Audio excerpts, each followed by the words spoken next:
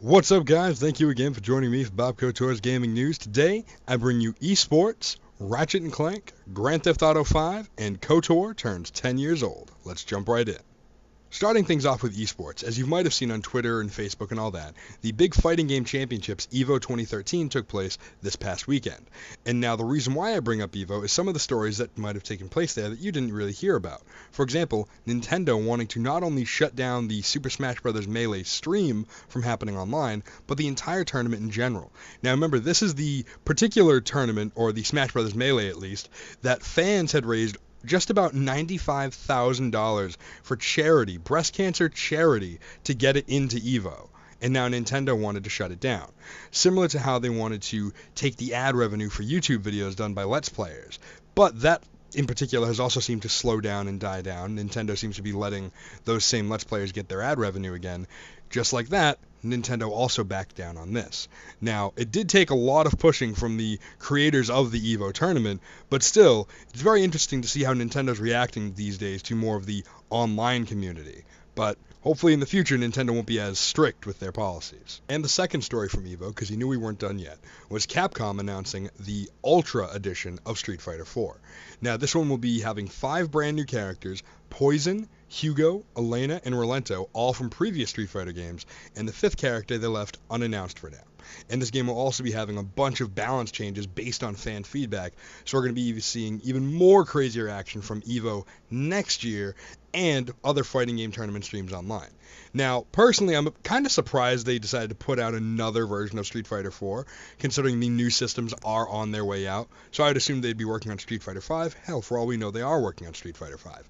And I do feel kind of gypped, as I was one of the few who bought the Super 25-year anniversary edition of Street Fighter, came with the box and all that other stuff. I even have statue to prove it. Awesome. But they were saying, this is the ultimate edition of Street Fighter 4, and now they have an Ultra edition of Street Fighter 4. So kind of feel gypped, but yet again, if you already own, Super Street Fighter 4 Arcade Edition, it's only $15 for the Ultra Edition to buy that upgrade online with, or if you don't have it at all, you can buy it in stores for only $40. So it's a massive value, because it does come with all the downloadable costumes if you buy the physical version. The download one does not have all the costumes. It just has the balance changes and the 5 brand new characters and 6 new stages as well. So either way, you're getting a definite money's worth, and I'll probably end up getting the downloadable $15 version. But either way, still looks sick. Can't wait for it to come out. Next up on the ballot, Sony announces a brand new Ratchet&Clank title. Now, this one is supposed to not be like the ones that you've seen previously, where it's just a co-op game mode or all-for-one and free-for-all and things like that. It's supposed to be an actual full traditional Ratchet&Clank release, but the best part is only for $30. Now, admittedly, to be truthful here, I never really got into Jak and Daxter or Ratchet&Clank or Spyro. A lot of the older action platformers of old, they just weren't my cup of tea. But again, for $30, you can't really go wrong, especially showing that Sony is still definitely supporting the PS3 before the PlayStation 4 comes out. Now, a lot of people are complaining that they believe the $30 price tag is kind of a reason to think that the game won't be good. But yet again, if the game's going to come out in the fall, why would you release a $60 PS3 game along $60 PS4 games? Why not make it cheaper, get more people to buy it? Yeah, people might not buy your PS4 right away, but I think they're assuming it's going to sell out a lot, so people are going to have to wait on the PS4 anyways. So that's just my thoughts on it. The game comes out later this year. Next up, and probably the biggest piece of news I have for you here today, Grand Theft Auto 5 has finally come out with their gameplay trailer. Now, before I even get into that, I want to tell you up front that when GTA 5 was first announced, I was not really that looking forward to it. It looked okay to me. I was very disappointed by GTA 4, so I wasn't really too excited for it. I figured Saints Row had finally picked up the edge over GTA, and I didn't know what GTA could have in its bank to do next. This trailer shows you they delivered. And oh my god, did they deliver. The action in the game looks literally like Max Payne's combat system, minus diving around like a maniac and bullet time.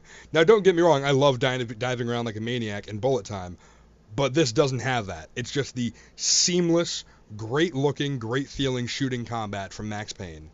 It has the seamless character swapping that they teased around with a lot of the other previous developer diaries and trailers and articles, things like that. It has the heists that they were talking about that you literally plan from start to finish, whether you want to be very sneaky and professional about it, or if you want to kick down the door and shoot everybody down, take your money and run. Everything about it is your choice for the heists, which again, to me, is mind-blowing. I've been wanting a game like that for ages. So now I'm going to get it. And again, I was floored by this trailer. I will be linking that in the description below because, oh my goodness, you need to watch it. You need to watch it. It's amazing. And my last piece of news for today, KOTOR turns 10 years old. And of course, I don't mean myself. I mean Star Wars Knights of the Old Republic, KOTOR.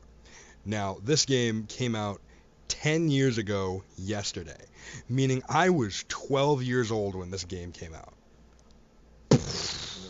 Can't even fathom that it's been 10 years since then.